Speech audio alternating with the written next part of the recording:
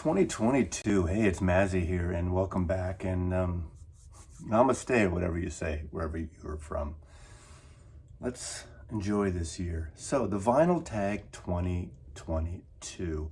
Those of you who are new to these sort of video vinyl community channels, every year somebody comes up with a list of about 20 questions. And everyone answers those questions in their own way, showcasing records that follow the questions, that answer the questions, basically. Andrew from Tales of the Crate has been doing it the last 2 years, and he's sort of MIA right now. He's into other things. And there's been a war. I mean, Brexit has really fracked up stuff going on here. So, two Europeans have created their own vinyl tags. So I'm calling this the Vinyl Tag Wars of 2022. In this corner, up on this little island called the United Kingdom, called Britain, is a little town, Manchester, England. Remember, all us Americans only know it because of Hair. Manchester, England, England. Anyway, Rob Walker is from Manchester. We all know the Smiths and the Wanker Brothers, Oasis, and all that stuff. But Rob Walker came up, decided on, couldn't take a breath and wait till January 1st was over, and came up with the Vinyl Tag, his version of the Vinyl Tag 2022. And I think he had 21, 22 questions. Come on, Rob, stick with the format. Great. Okay. He's mildly into music. He knows a little bit about music, so that's great. And then crossing over the water, there's a Frenchman that goes by the name of Stunt Rock Confusion. We refer to him as Stunty. He lives in Sweden. So we got Manchester, England and Sweden via France. And Stunt Rock, about an hour later, hour and a half later, no more than that, came up with his version of the Vinyl Tag 2022. And come on, I mean, I'm not going to do 40. And I think he had 23 questions. So I picked 20 questions out of these two, mixed them together, threw them up, put them in a hat, reached out of the hat and put them on here. I think there were like, 2 or 3 or 4 questions that were repeats, so that's kind of cool. Anyway, I decided to just jumble them up. My questions are below, not my questions, but the ones I culled from the two European Brexit apart, I don't know how you call that, whatever you call it, people, and I just listed my question, in no order, and I don't know which ones are which. So I'll put a link below to their channel so you can see their original questions, and if you want to respond to those. And this is a good way, if you're new to the vinyl community and you're just considering making videos, this is a good time to jump in and follow one of these. I put my questions below too, that are the 20 culled from there. So I didn't invent these, so it's not Mazzy's.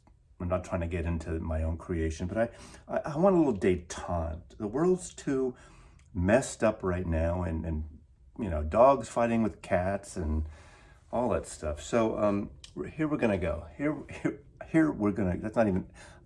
I can't even speak English. Now, one thing I did notice on this one, because they're from Europe, they went with the European spellings of things. So we have color with a U, and we have favorite with a U. Now, I think it's quaint. I like it because I think I started writing, like I say, wankers. I started writing color with a U many years ago because of Donovan Colors, back in the late 60s, mid 60s.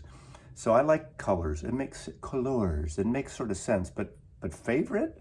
What the fuck is that about? Okay, number 1 is favorite album purchased in 2021. Well, this is a little different scenario because I got this album free. A Room Gramophone out of Norway sent me several albums from their collection of jazz, of avant-garde, of fusion, of minimal, of just beautiful music and intense music too. But I showed this one countless times. And I would say this, if I had to pick one album, it's not necessarily my number 1 all-time favorite album this year, but this has been on my turntable maybe more than anything else, and it's him. I always butcher his name, and I appreciate him. He did a post on my Instagram thanking me for keep showing this record. And I always butcher his name, and several of you have told me how to pronounce his name. K-J-E-T-I-L.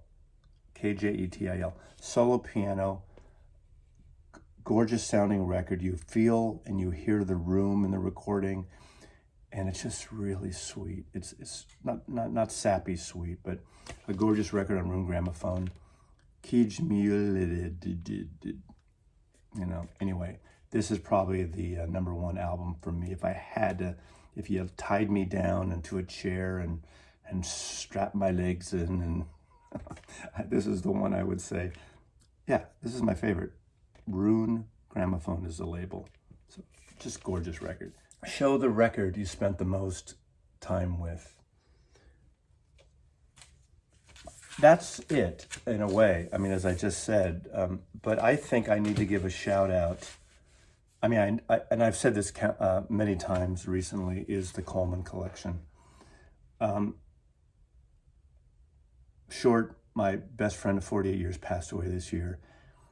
His sister reached out to me to curate, to see what to do with his collection, and Coffee Dave and I bought it. He was a big soul fan, as well as UK Who and Kinks and Beatles and Stones and original pressings of UK pressings. But Marvin Gaye and Tammy Terrell, I just pulled this one, and this happens to be the stereo.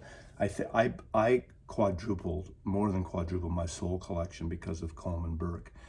And the archivist had this header card made for me for that section of soul. All my soul records now are going to become the Coleman collection. Even my own soul, I'm going to infiltrate and fuse with the Coleman collection. And the Coleman collection is my soul collection now. And, Tammy Terrell, her one album I got from Record Store Day this year, and she died young in a very similar situation that Coleman did.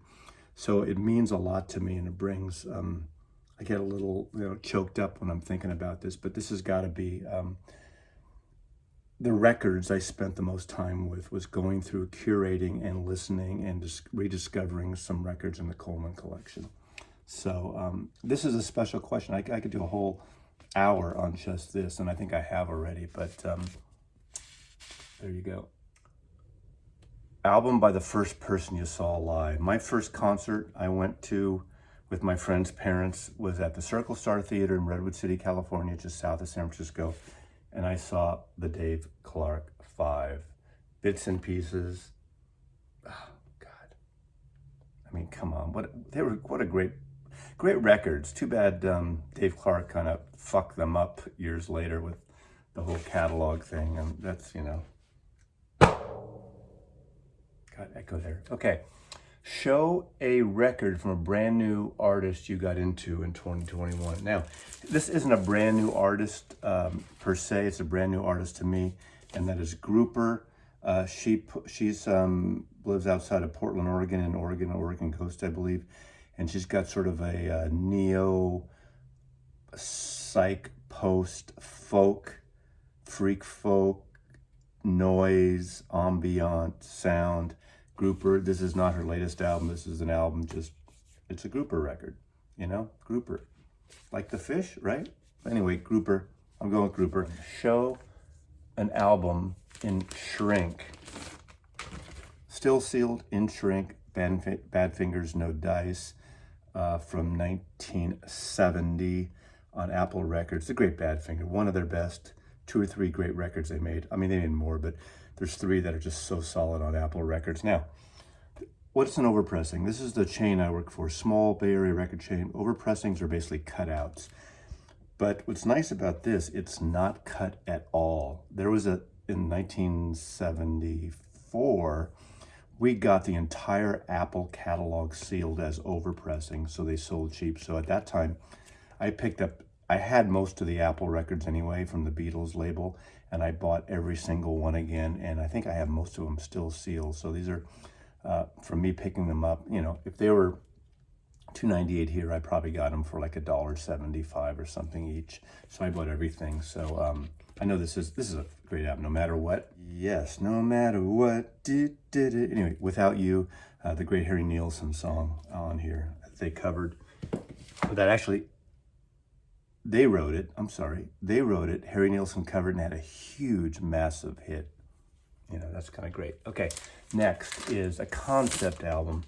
I'm going with Chavez Ravine, Ry Cooder's magnificent opus. Really interesting about Latin music, about the area in Los Angeles. Chavez Ravine was a lot of migrant farm workers, Latin families living there, bulldozed to make way for Dodger Stadium. Big political issue. This has a wonderful book, and there's some Latin artists of the period sing and play on this, as well as Ry Cooder and his group of musicians. And it's really a historical archival type of record, a non-such record. I got this when it came out on compact disc. In the last couple of years, it came out on vinyl, and it's a double record with a wonderful book. Really interesting, conceptual, but it's historical, and it teaches you something. We need to all learn something from our record collection, don't you think? Okay, show a record you love, but you haven't given much time lately. Early on in the vinyl community, I did a feature on John Simon. John Simon, most people know him as a producer who produced Big Brother and the Holding Company's Cheap Thrills with Elliot Mazer, engineer, co-produced in a way. He produced the band, music from Big Pink, first couple band albums, many other things. Upper East Coast, up near Woodstock and that whole Saugerties area, upstate New York. He did 2 records on Warner Brothers Records, Journey and the John Simon album, I believe it's called, with the Elves song. Fantastic. He's got this really thin voice, so if you don't like his voice, you're not going to be into him, but he's a fantastic piano player, fantastic arranger, and very jazzy pop in a way. He's got this thin voice, and there's a certain humor in his lyrics, and I've talked about this album, but I haven't listened to it in a long time. Living in the Land of Sunshine, beautiful piano, rambling and meandering, and it's just really lovely. Slim Pickens in the Kitchen Don't Make It at All, with this great kind of funky horn New Orleans arrangement on it, but slow and sexy and jazzy soul-like. Open Up Summertime is upbeat, Vagabond, really kind of moody. I mean, in a way, it's like his, actually it's nothing like, I was going to say Wings Wildlife album. It's more like that than any other album I can think of with more jazz into it, if that makes any sense. But John Simon, the other Simon, and not Carly.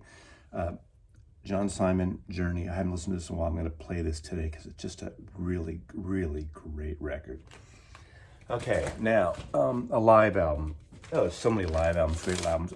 I decided to pull this. Fleetwood Mac, this is like, to me, this really great, solid, perfect version of Fleetwood Mac. Before the Lindsey Buckingham rumors, you know, all that infighting, cocaine crap they got into. Not that they didn't get into trouble around this period. 3 great guitarists, right? Danny Kerwin, are they all on this one? I forgot. But obviously Peter Green, Danny Kerwin, and not Bob Welch. I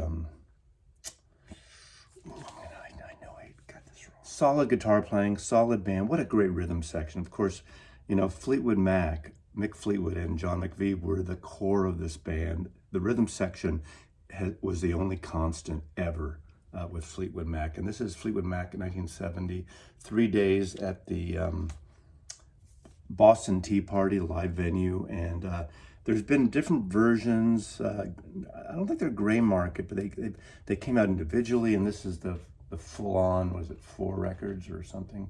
1, 2, 3, 4, whatever it is.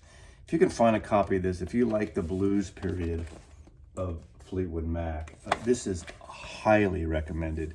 Really well recorded. You know that period. Jeremy Spencer, that's what I'm thinking of, right? Jeremy Spencer, Peter Green. I always forget one of the guitar players. I'm so sorry. Anyway, the whole like Kiln House period. God, some great stuff. And then Play On, maybe their best album, right? Show an album from a different continent. I assume a different continent from me. So I'm in North America. Obviously Seattle, Washington, just a few kilometers north of San Francisco. And a label that I just jump all into is Analog Africa.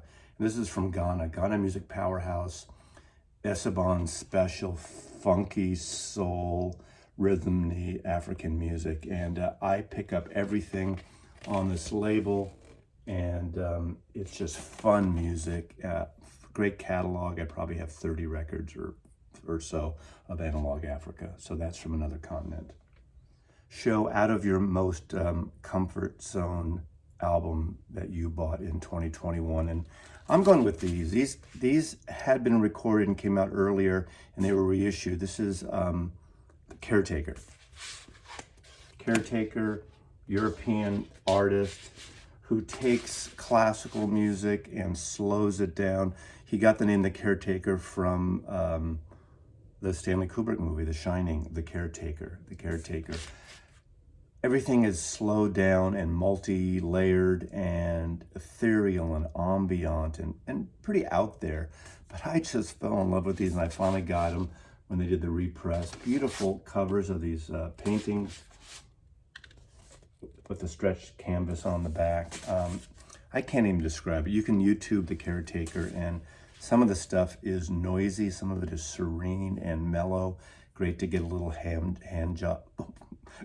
God, talk about Freudian massage. Oh God, I can't believe well, you know what I'm talking about. Get a massage and relax into this ambient sound of this. I think Stunty obviously knows this stuff, whether he likes it or not, I don't know. This is not a Rob Walker direction selection type of thing. So this is where the wars of the vinyl community, the vinyl tag wars, where my vinyl tag is better than your vinyl tag, come in. Of course, now I think I saw this morning when I woke up, there's a metal vinyl tag. So, you know, there's gonna be a jazz and all the other kind of crap going on. So, but this is the real essence of the vinyl community's vinyl tag for 2022.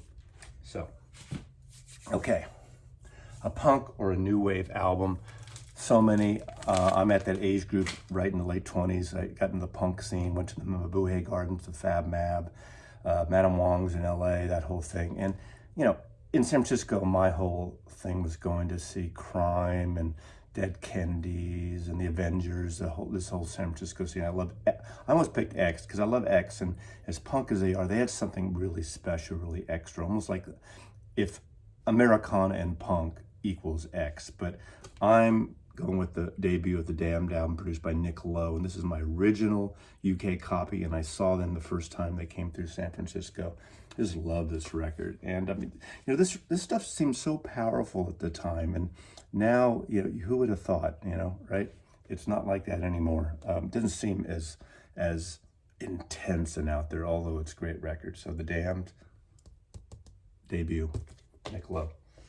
Show a jazz album. I mean, there's so many jazz albums. Everyone's, you know, creaming in their jeans over the Blue Note stuff and the Verve series and Acoustic Sounds and high-end, you know, this and audiophile crap that. And I showed this a while back, and this is an album that I think everyone should get. And this is Sergio Mendes, Brazil 77, Primal Roots. Now, it's not your typical Sergio Mendes, the fool on the hill kind of poppy Brazilian thing of the 60s, Brazil 66, when they're on every TV show. This has balls, soul, Brazilian rhythms. It is so good. This is such an amazing album. This is my original A&M, what is it, the goldish brown label, which sounds amazing. To me, this is as audiophile as you can get without paying the upcharge of audiophile. Sergio Mendes, Brazil 77, Primal Roots.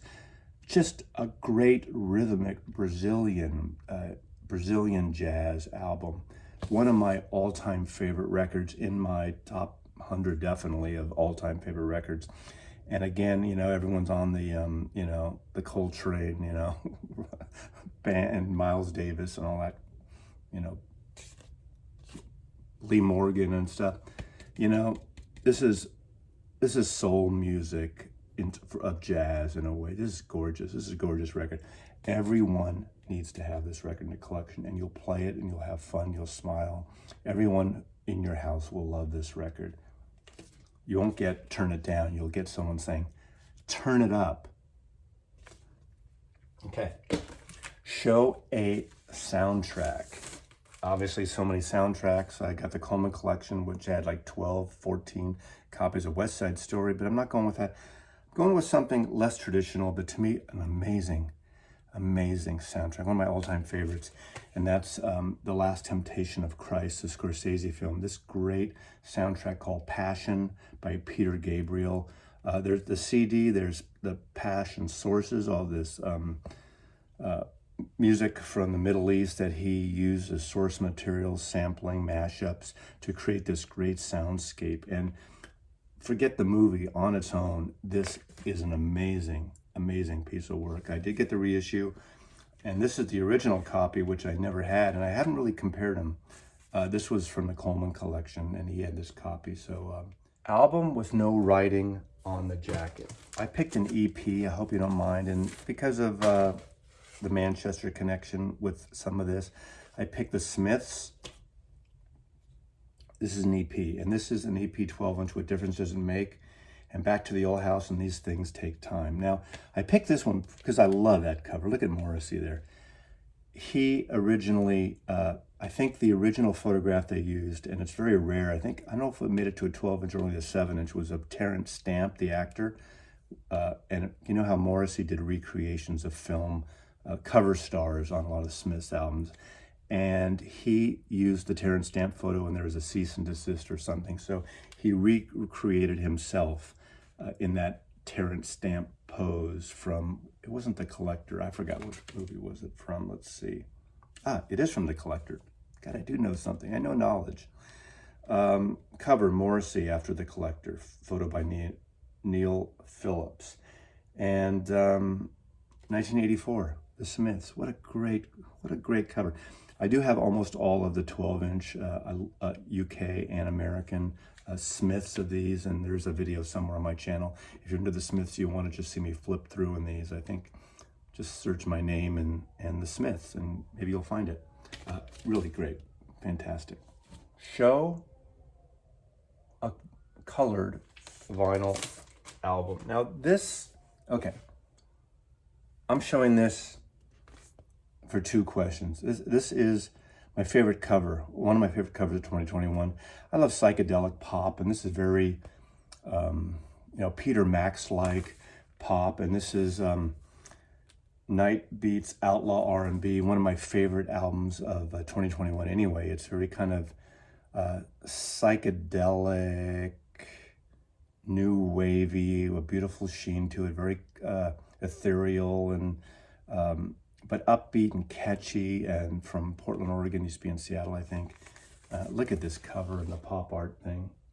It reminds me of, there's certain artists that just really do the psychedelic thing. Well, Flamin' Lips is another one.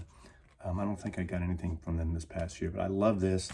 And yet one of the other questions I'm mixing up here, it's somewhere here, is show a colored vinyl record. So I'm just showing this lovely cover of Psychedelia. Look at those labels, they're beautiful, right? Got cool stuff. Okay, show a box set. I'm showing this. It didn't come out this year, but this is the Bill Evans Riverside recordings, all 11 albums he did on Riverside Records, 45 RPM analog productions. This came out over 10, 12 years ago or so, I think. And my friend Coffee Dave had this sealed, and I did a trade. This is by far one of the best box sets and selections of one artist discographies I have in my entire collection. It's awesome. It sounds great. Hopefully they're going to reprint this. It won't be cheap, but hopefully maybe they should print a 33 version, make it somewhat cheaper. All analog, amazing sounding records. One of maybe my favorite jazz pianist, Bill Evans. So that's my box set submission to the, I was going to say whack-a-mole, to the vinyl community, Vinyl Tag Wars 2022. Most expensive purchase, the Uber box, George Harrison's 50th anniversary, All Things Must Pass. Listed as $1,000. Through my friend, I got the universal 30% off discount, but still a lot. You've seen it on other videos.